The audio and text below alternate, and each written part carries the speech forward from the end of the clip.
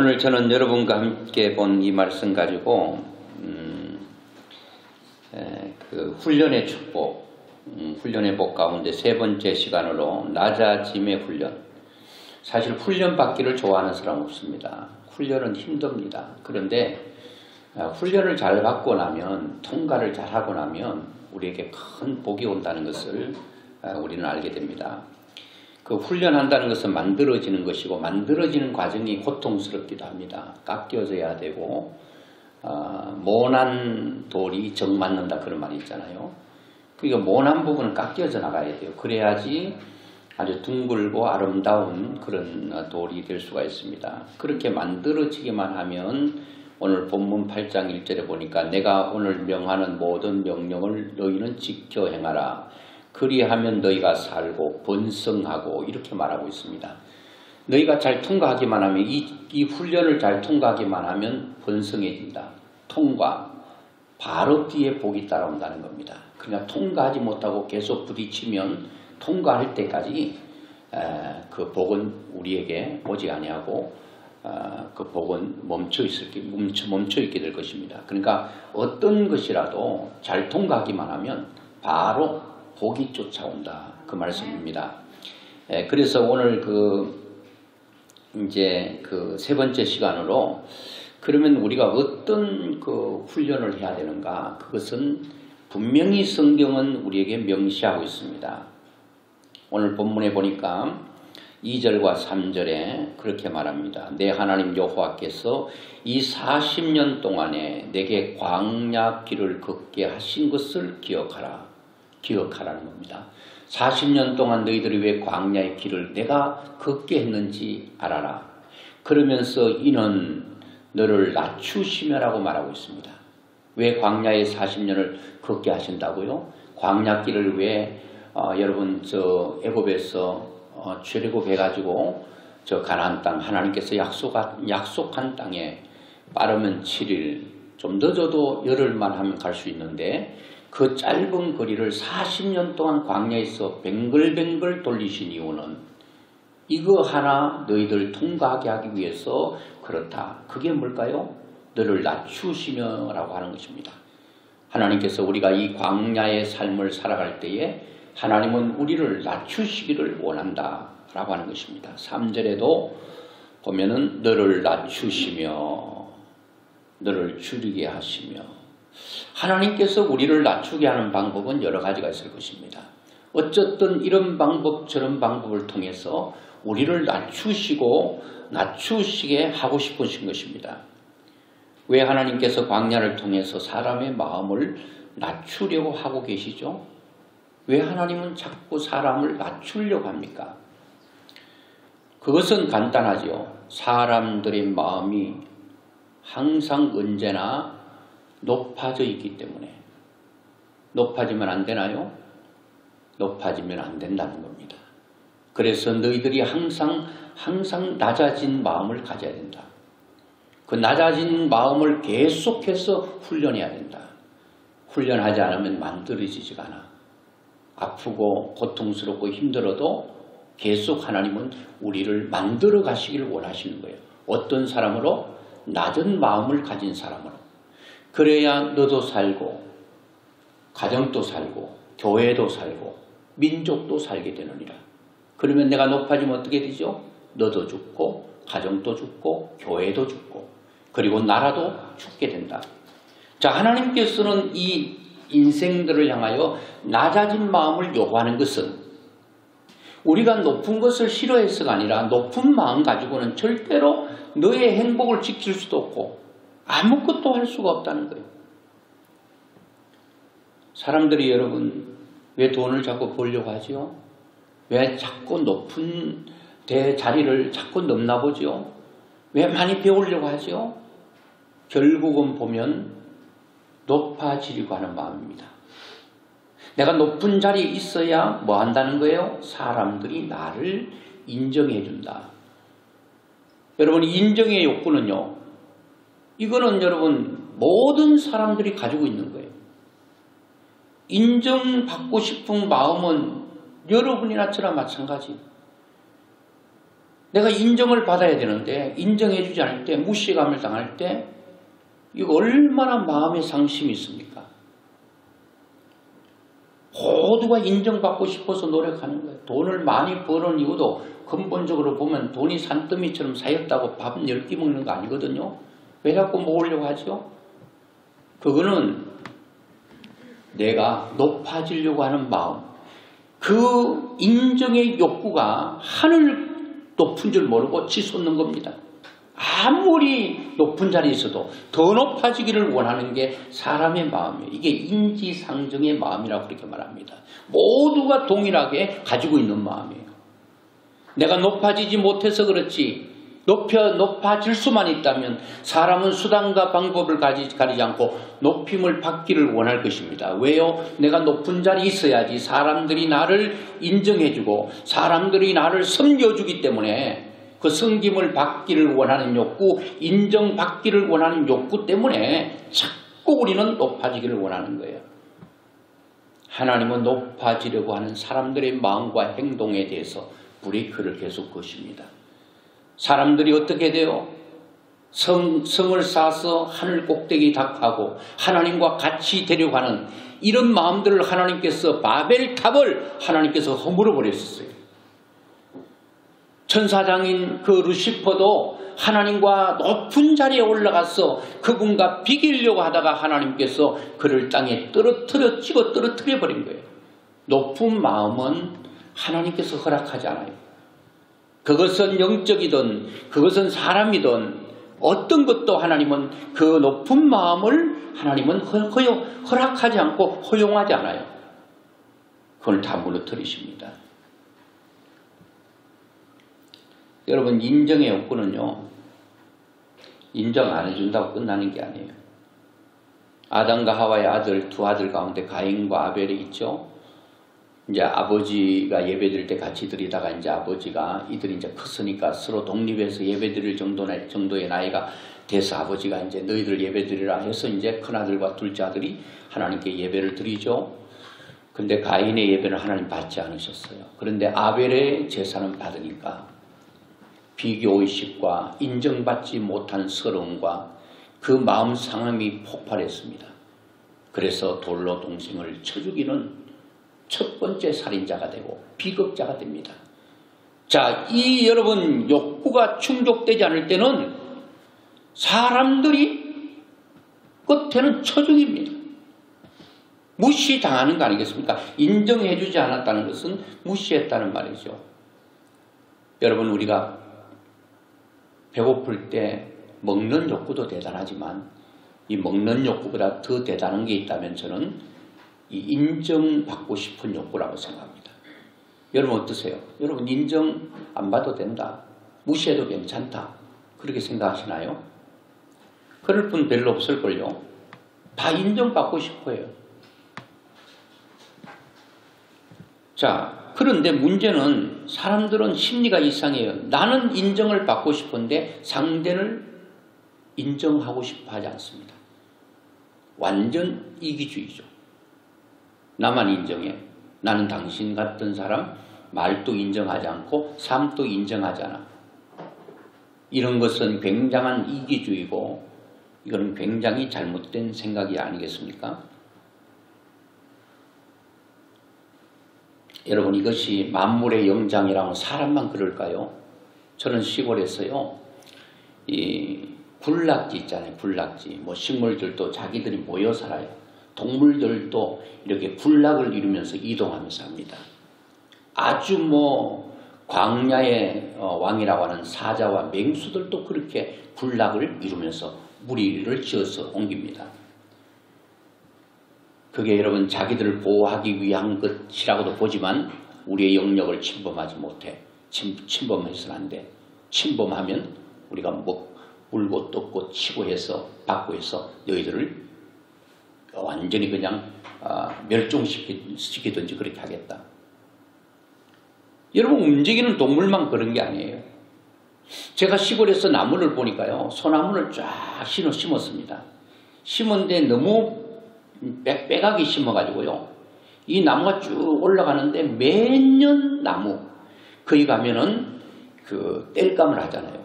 그 솔잎이 떨어지면 그거를 긁어다가 불쏘시개도 하고, 그리고 가지 사이에 이제 가지가 말라 죽어요. 그러면 그거를 높은 장대에 그 낫을 묶어서 그 가지를 쳐냅니다. 그거를 보면서 왜 이 나무들이 스스로 고산을 시키고 스스로 죽을까?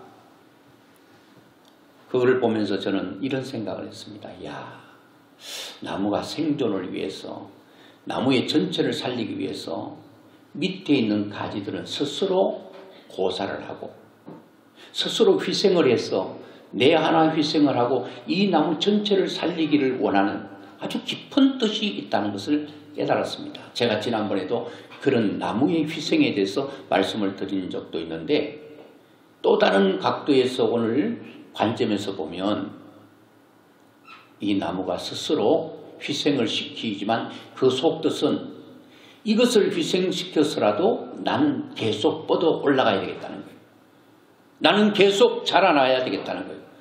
상대를 짓밟고 죽여서라도 희생을 시켜서라도 내가 올라가야 된다는 것은 이 사람들의 마음이에요. 사람이 죽든지 살든지 신경 쓰지 않습니다. 내 알량한 자존심에 상처가 입으면 사람들은 달려들어서 핥히고 치고받고 들이받고 합니다. 못 참아요. 그러니까 스스로 죽이고, 또 좋은 뜻으로 보면 내가 저거 살리기 위해서 내가 죽는다.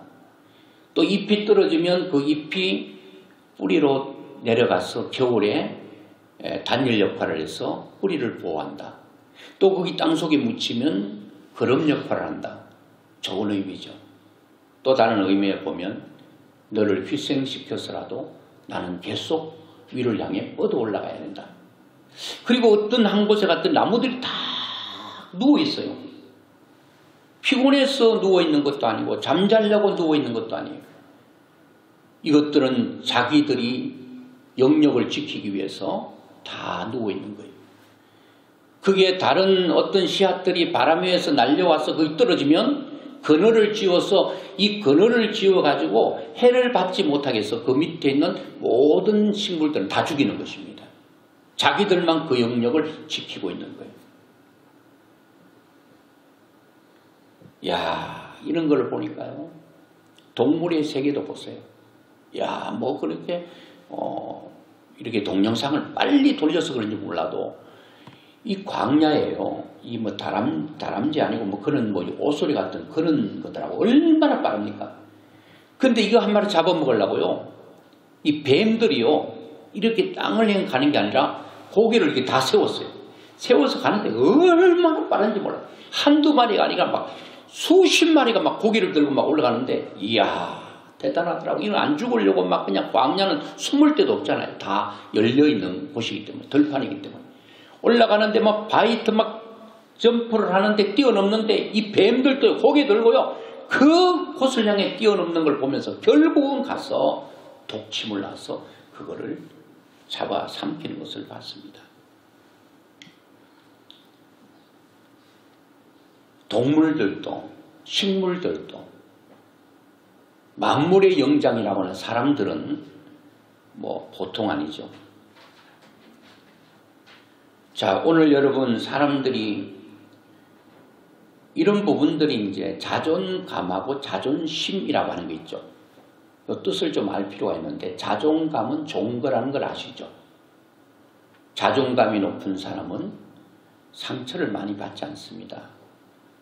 똑같은 상황에서. 그런데 자존감이 떨어진 사람은 모든 면에 부딪힘이 많습니다. 받아들임이 약하다는 거죠. 수용력이 약합니다. 탄력성이 부족합니다. 사사건건 부딪힙니다. 사사건건 눈에 거슬립니다. 받아들이는 포용력이 떨어지는 사람들이 자존감이 떨어진 사람이에요. 여러분도 이런 말은 많이 들었죠. 나는 자존심 하나 먹고 살아. 그거 여러분 자랑 같습니까? 말을 뒤집어 보고 바꿔보면요. 나는 자존심이 빵점입니다. 이런 말입니다. 그럼 자존심이 뭡니까? 자존심이라고 하는 것은 내가 대단하다라고 하는 마음 아니겠습니까? 스스로 나를 높이는 것. 너가 어떻게 생각하든 나는 괜찮은 사람이고 좋은 사람이야. 자기를 계속 높이는 거야. 나는 높은데 왜 네가 나를 낮다고 말을 하니? 나는 괜찮은 사람인데 너는 왜 나를 괜찮지 않다고 말을 해? 그럴 때 자존심에 상처를 받았다고 그러잖아요. 그럴 때 사람은 견디지 못한 거는 다 마찬가지예요. 저도 그런 거 있어요.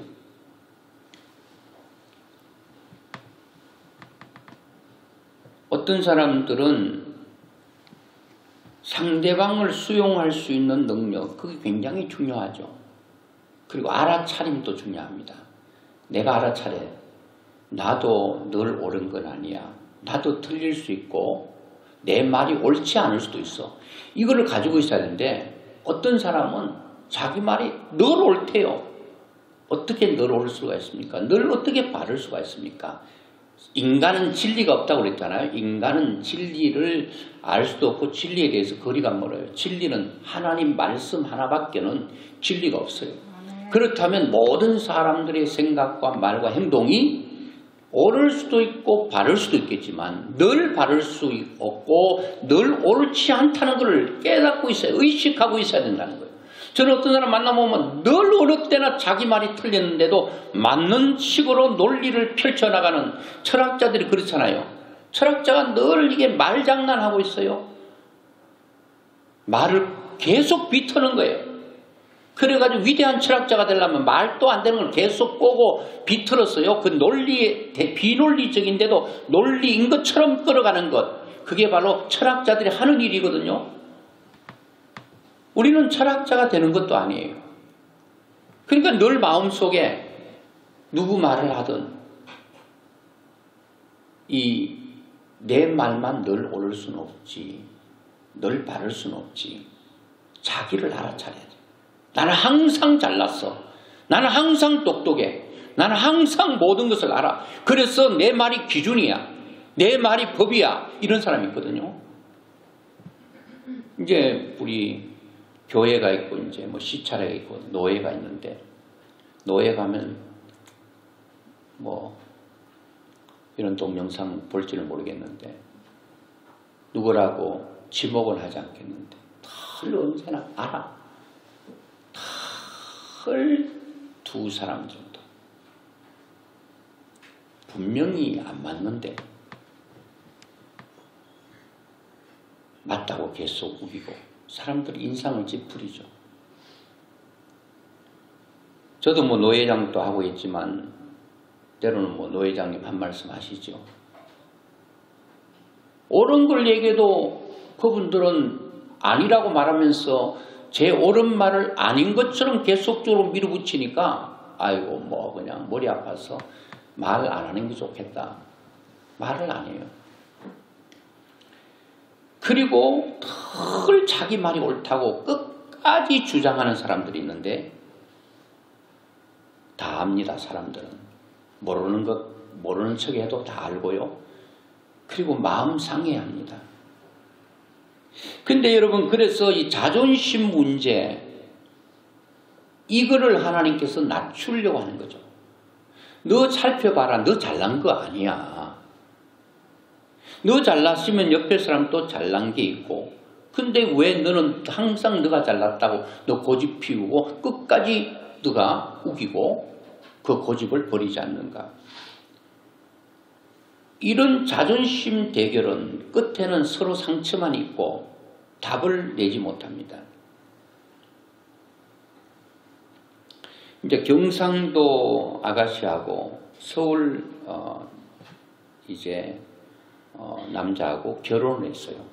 이제 뭐 금방 결혼했으니까, 사랑하고 결혼했으니까 얼마나 깨가 쏟아지겠어요. 그래 이제 점심을 해 먹는데 이제 국수를 끓여서 먹는데 이렇게 말합니다.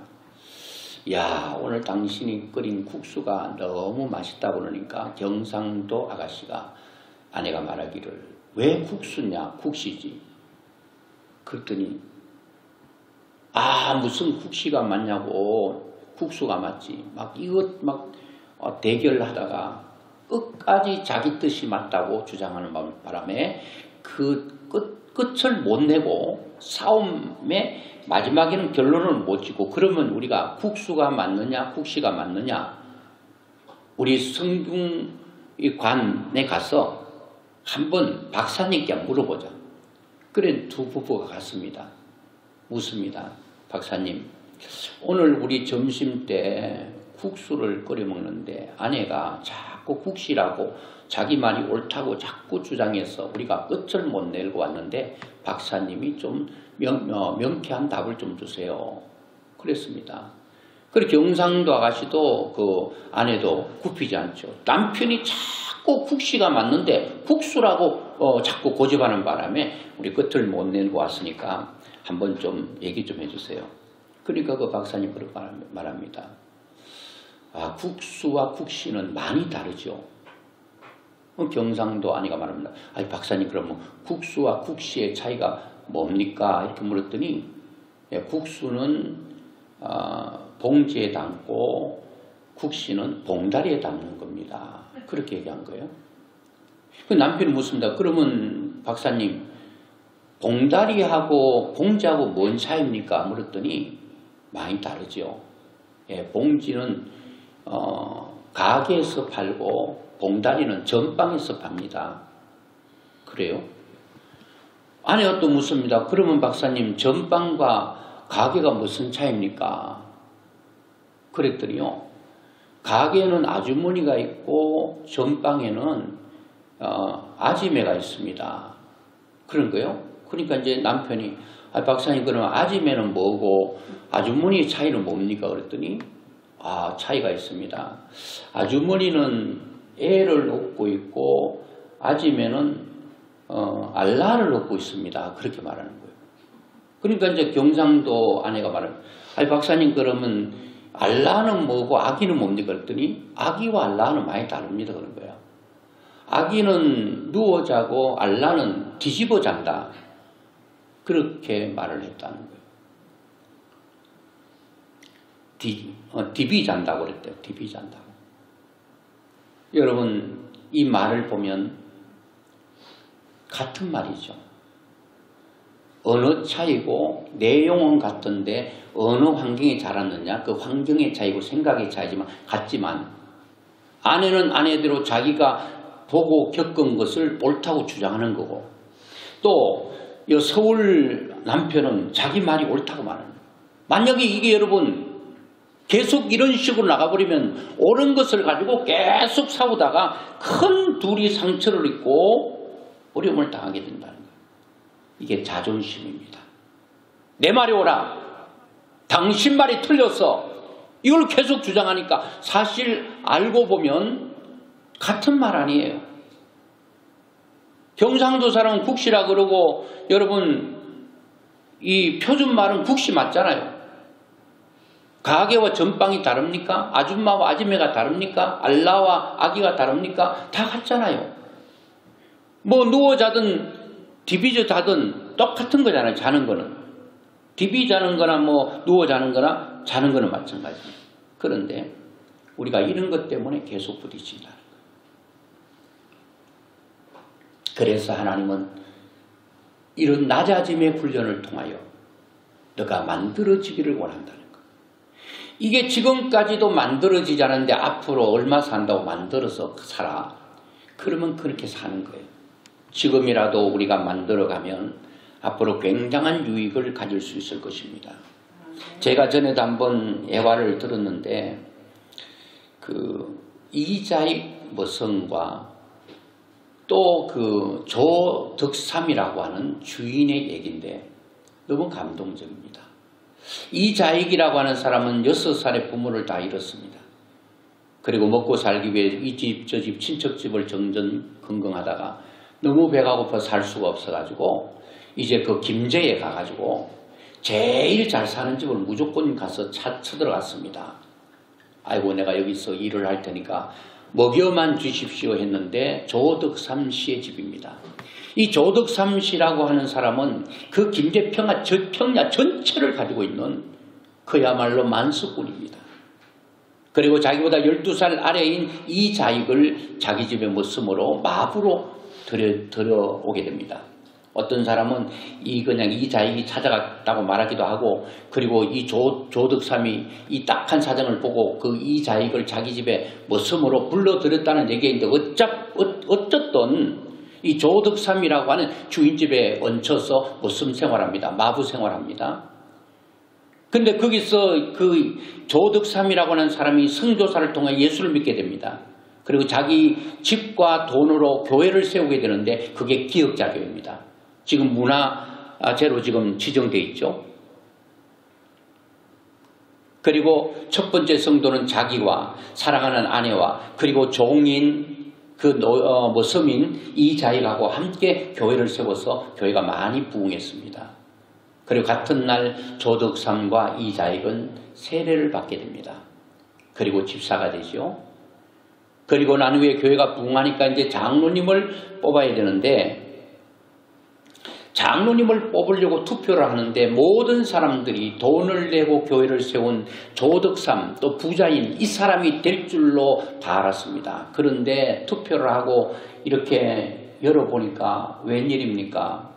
조덕삼 집사님은 떨어지고 장로에 떨어지고 이자익 그 조덕삼 씨 집에서 일하고 있는 이 노예가 아니고 이 머슴 이자익이가 장로 투표에서 붙은 거예요.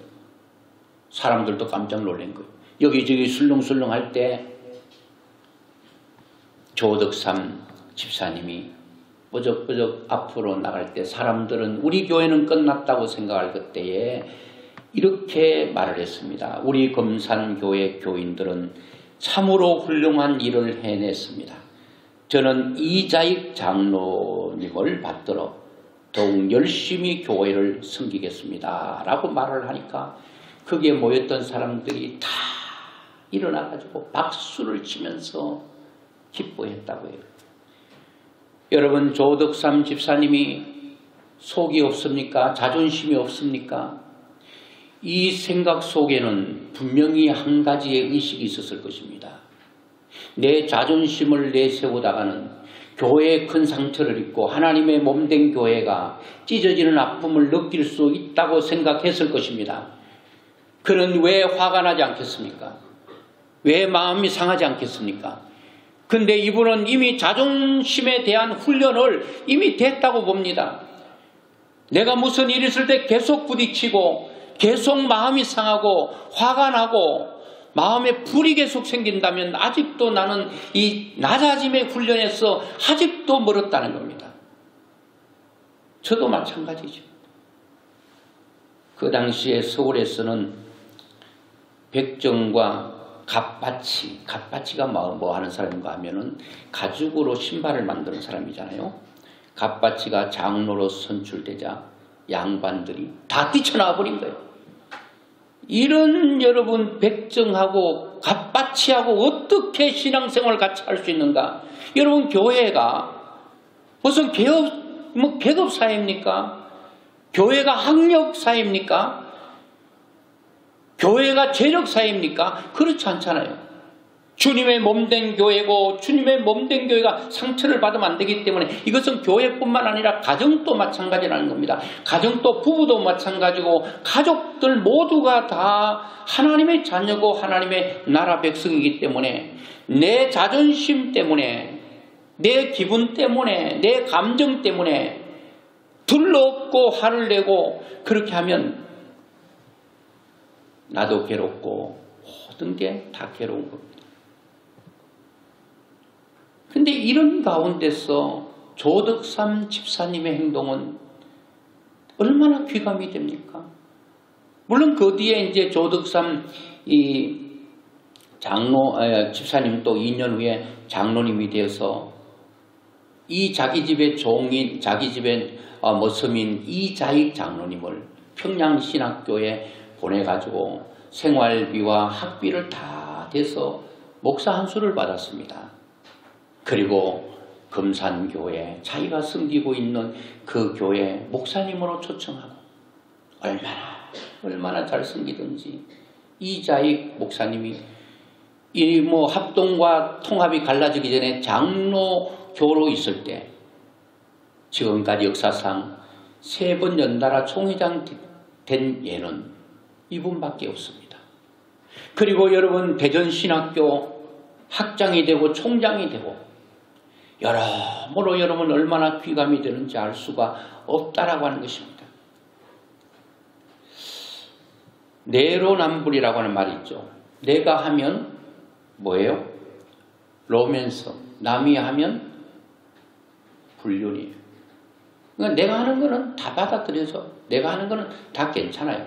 그런데 다른 사람들이 하면 안 된다는 거죠. 그래서 여러분 어떤 사람은 그럽니다. 내가 지금까지 살아오면서 이런 말을 들어본 적이 없다. 그리고 때로는 신앙생활을 포기하기도 하고 어떤 사람은 교회를 떠나기도 합니다. 그러니까 내 마음에 들지 않는 일들이 왜 없겠어요, 여러분? 많지요. 화날 일이 왜 없겠습니까? 한두 가지가 아니죠. 저는 여기서 여러분, 저는 성경이 뭐라고 말하고 있는가를 말씀드리고 싶습니다. 왜냐하면 하나님께서 무엇을 말씀하고 있는가? 하나님 말씀은 진리니까 우리가 그걸 받아들여지는 거죠. 아마도 여러분 그 조덕삼 조덕삼 장로님은 성경의 빌립보 2장 3절에 오직 겸손한 마음으로 각각 자기보다 남을 낮게 여기고 오라라. 우리 집의 머슴이지만 장로님이기 때문에. 그리고 장로님은 이 강도권이 있잖아. 말씀을 전하는 그 설교권이 있잖아요. 그래 이 이자익 장로님 자기 집의 머슴이잖아요. 그 장로님이잖아요. 교회 가면. 그러면 그 이자익 장로님이 그 당시에 설교하면 주인인 조덕삼 장로님은 제일 앞자리에 앉아가지고요. 제일 아멘 소리를 크게 하고 그렇게 섬겼다는 거예요. 여러분 우리의 의식 속에 남을 낮게 여기는 마인드, 저 사람을 주님을 섬기는 마음으로 그런 의식이 없이는 그런 마인드로 내가 무장되어 있지 않으면 우리는 어쩔 수 없이 무시당하면 화가 나고 그걸 견딜 수 없으랍니다. 여러분 다윗도 마찬가지입니다. 다윗도 사무엘하 16장 5절에 보니까 시므이라고 하는 사람이 오면서 계속 따라오면서 저주합니다. 아이고 오죽 못났으면 아들에게 쫓겨서 맨발로 도망하는 저 주제. 왕이잖아요 다윗은. 근데 일개 이름도 없는 시므이가 계속 왕을 쫄쫄 따라다니면서 저주하고 그럽니다. 그때 그 저주하는 얘기를 자기 부하 아비새가 듣고 견딜 수 없어 합니다. 당사자보다 옆에 사람이 못 견딜합니다. 왕에게 묻습니다. 왕을 저렇게 저주하는 저의 목을 제가 베겠습니다. 하니까 다윗이 이렇게 말합니다. 이런 말이죠. 요건 내가 얻어먹는데 왜 네가 나서서 목을 베려고 하느냐. 그러면서 다윗이 말합니다. 10절에 수르야의 아들들아 내가 너희와 무슨 상관이 있느냐. 너가 그 나를 저주하는 시므이가 무슨 관계냐. 그건 나하고 문제 아니냐. 근데 왜 내 문제를 네가 나서서 그의 목을 베려고 하느냐. 그러면서 하는 말입니다. 그가 저주하는 것은 여호와께서 그에게 다윗을 저주하라 하심이니. 다윗은 그렇게 받아들인 거예요. 시므이 입으로 나를 저주하고 있지만 여호와께서 저 시므이를 통해서 나를 저주하라고 하셨기 때문에 그걸 하나님께서 하신 걸로 받아들이는 거예요. 다윗은 수많이 이렇게 받아들일 수 없는 감정적인 뒤틀린 관계 속에서도 이가 훈련되었겠죠. 여러분 이렇게 훈련되지 않고 그릇이 만들어지지 않으면요. 그 순간을 여러분 견딜 수 없습니다. 그냥 뒤집어 버립니다. 늘 의식해야 됩니다. 그래서 여러분 사람들의 기준보다도 주님은 어떻게 하셨는가? 저는 이 말씀을 이번 주에 묵상하면서요.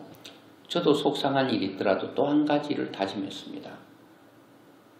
제가 다짐이 계속 가기를 원하지만 저도 인간이기 때문에 무너질 수도 있지만 그 순간이라도 저는 다짐을 한번 결단을 했습니다. 왜요? 이 말씀을 보면서. 자, 예수님께서 이제 십자가를 지기 전에 이제 여러 가지 어려움이 있잖아요. 그때 제자들이 화가 나서 베드로가 칼을 빼가지고 말고의 귀를 잘라버리고요. 이런 일들이 일어납니다. 그러면서 예수님께서 칼을 칼집에 다시 꽂아라. 칼을 쓰는 자는 칼로 망한다. 그렇게 말씀하시면서 이어서 말하는 게 뭔가 하면은 너는 내가 내 아버지께 구하여 지금 12군단 더 되는 12군단이 엄청 많죠. 뭐 그거 몇 사람 처치하려고 12군단까지 필요하겠습니까? 이런 엄청난 일을 할 수 있음에도 불구하고 천사를 보내시게 할 수 없는 줄 아느냐. 예수님은 힘이 있다는 거예요. 이들을 잡아가려고 하는 이들을 모조리 없이 할 수 있는데 진짜 어려운 거는요. 힘을 가지고 힘을 사용하지 않는 게 능력이고 진짜 어렵습니다. 가난한 사람 잘난 척 할 수 있습니다. 못 배운 사람 배운 척 할 수 있습니다. 많이 아는데 무시당할 때 이 배움을 드러내고 싶습니다. 그런데 내 배움을 드러내지 않고 내가 엄청나게 가졌는데 누가 나를 쥐뿔도 없는 놈이라고 욕하고 있거든요. 그때 사람은 이때다 싶어서 내가 나에게 가진 것을 내놓고 싶어하고 자랑하고 싶은 게 인간입니다.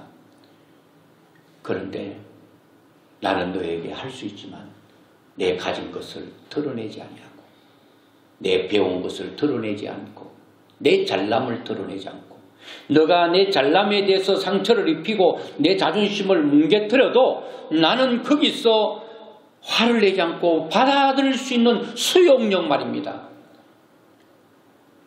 그리고 나의 스스로 알아차림. 나도 부족한 게 있을 수 있다. 자, 그러면서 말합니다. 만약에 인간적으로 다 처리해보면 내가 힘이 있다고 다 처리해보면 하나님께서 말씀하신 약속이 어떻게 이루어질 수 있겠는가? 그 말이죠. 너희 안에 이 마음을 품어라. 곧 그리스도 예수의 마음이니 그는 근본 하나님의 본체시나 하나님과 동등됨을 취할 것으로 여기지 아니하시고 오히려 자기를 비워 종의 형체를 가지사 사람들과 같이 되었고 인간이 구더기로 떨어지는 것보다 하나님이신 그분이 인간 되는 것은 우리가 구더기로 떨어지는 것보다 더 어려운 거예요. 어떻게 하나님이 인간 됩니까? 근데 그분은 스스로 인간 되셨다. 스스로 인간 되셨다. 너무 감동적이지 않습니까?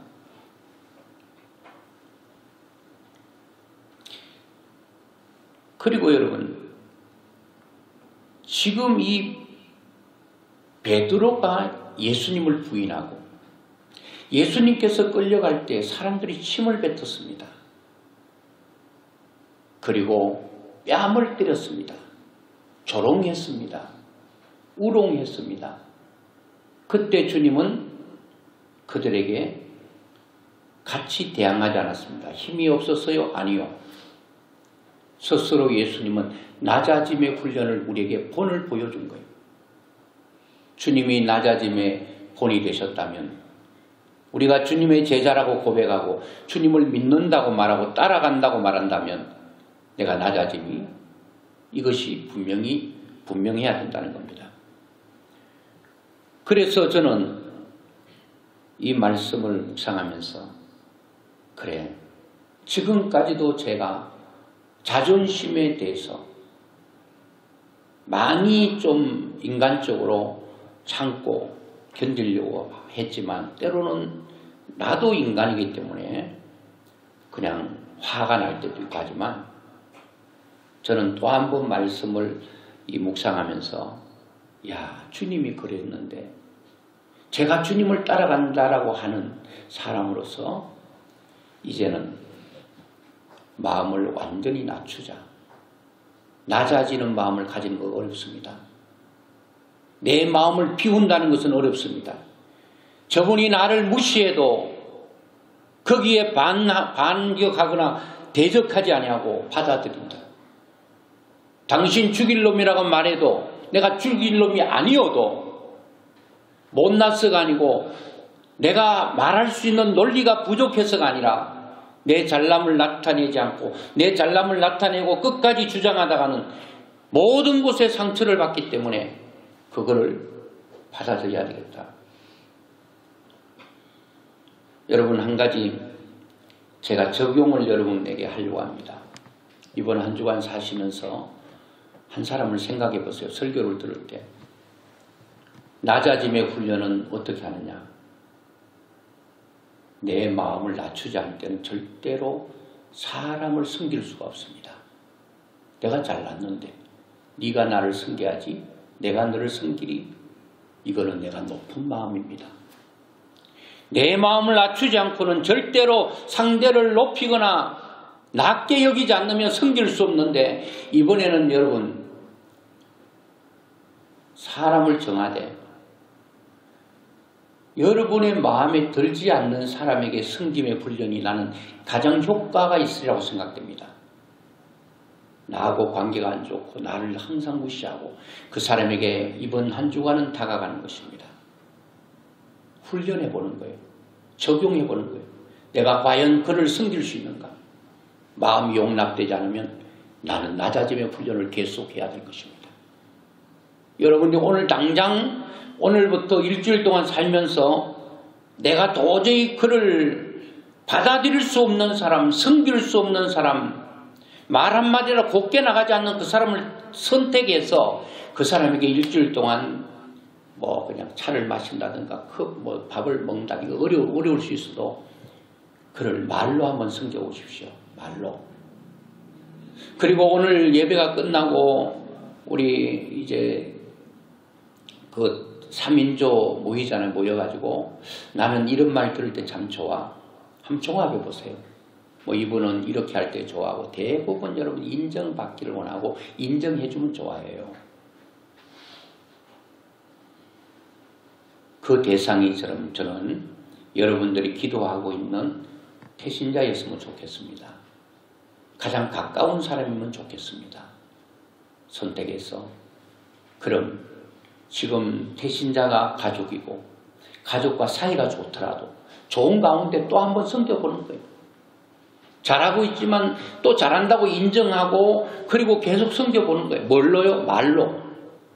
속에 이런 게 올라도 이렇게 막 이제 인정하고 섬기는 말을 하면 당신이 왜 그래 하면서 오히려 반대로 화를 낼 수 있어요. 그래도 이 인간은 섬겨도 받아들이질 않네. 이런 식으로 하면 또 끝장나죠. 내가 하는 것만 생각하는 거예요.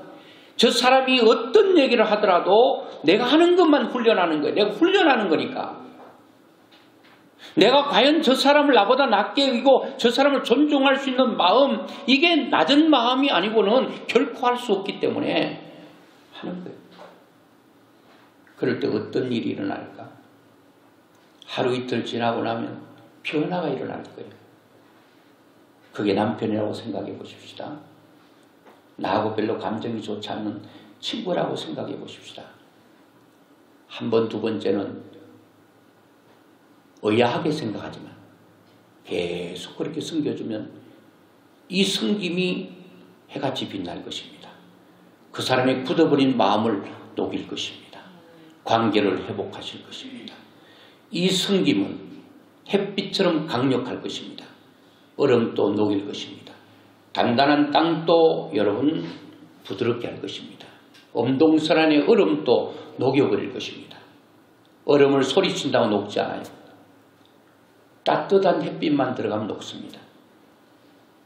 관계에 얼어붙은 엄동설안의 마음 관계를 할지라도 우리는 섬김의 햇빛을 통하여 그 심령 속에 계속 비추어진다면 여기에 하나님의 은혜의 빛이 동시에 역사할 것을 믿고, 여러분, 그래야 우리의 이 섬김은, 낮아짐은 나의 인생을 윤택하게 할 것입니다.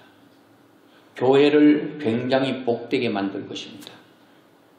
그래서 이대로 사는 게 아니야. 낮아짐의 훈련을 계속하면서 항상 모든 사람을 나보다 낮게 여기고 항상 나보다 귀하게 여기고 이런 식으로 나가면 반드시 하나님의 역사는 일어날 것입니다. 이번 여러분 품고 있는 태신자 3명 같으면 일주일 동안 7일이잖아요. 한 이렇게 여러분이 정하셔서 내가 무슨 말을 할까 전화를 해서 듣기 좋은 말, 힘이 되는 말, 칭찬과 격려의 말을 하고 그러면 세 사람 같으면 이틀씩 할 수 있잖아요. 연급하지 않더라도 한 사람은 월요일날, 수요일날, 한 사람은 화요일날, 그리고 목요일날, 또 한 사람은 무슨 또 해가지고 토요일날 이렇게 해가지고 하는 거예요. 해보는 거예요. 그리고 이 3인조 모임 때 나는 이런 말 들을 때 참 마음이 좋던데 이번에 말로 섬기는 거잖아요. 반드시 여러분 이걸 한번 해야 됩니다. 훈련되지 않으면 안 되니까 한번 해보십시오. 여러분 과연 얼만큼 훈련이 되어 있는가. 이거는 오늘로서 끝나는 게 아니라 계속 해야 됩니다. 이런 시간들이 필요하다는 거예요. 이런 훈련의 기간이 필요하다는 거예요. 금방 만들어지진 않을 것입니다. 이미 만들어진 분들도 계셔요. 여러분 천년을 지탱하기 위해서 집을 짓는 걸 봤더니 천년을 버티게 하는 집을 지려면 제목이 좋아야 됩니다. 그 제목을 어떻게 고르는가? 1000년 이상 된 목조를 골라서 1000년을 버틸 수 있는 집을 짓는데요.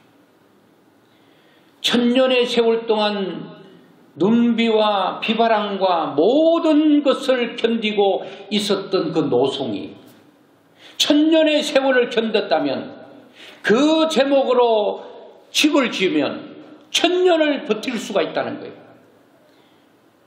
여러분 그냥 되지 않아요. 쉽게 되지 않습니다. 하나님은 오늘 또 우리에게 요구합니다. 나도 한없이 낮아졌어. 너는 낮아질 수 있겠니? 너는 낮아져 인간과 인간대의 낮아짐이잖아요. 그런데 알고 보면 주님의 낮아짐은 하나님이 인간대는 낮아짐이잖아요. 이것도 안 받아들인다면 어쩔 수 없습니다. 주님 말씀은 그렇고요. 내 감정은 그렇지 않아요. 그러면 더 이상은 말이 필요치 않습니다. 내가 적어도 주님의 뒤를 따라가려고 하는 제자였다면 내 자신을 부인하고 십자가를 지고 그리고 나를 따르라고 하신 그 말씀을 적어도 가슴에 받아들인다면 나의 감정과 내 기분과 모든 것을 죽이고 그리고 따라오라고 하는 것은 살라는 말이잖아요.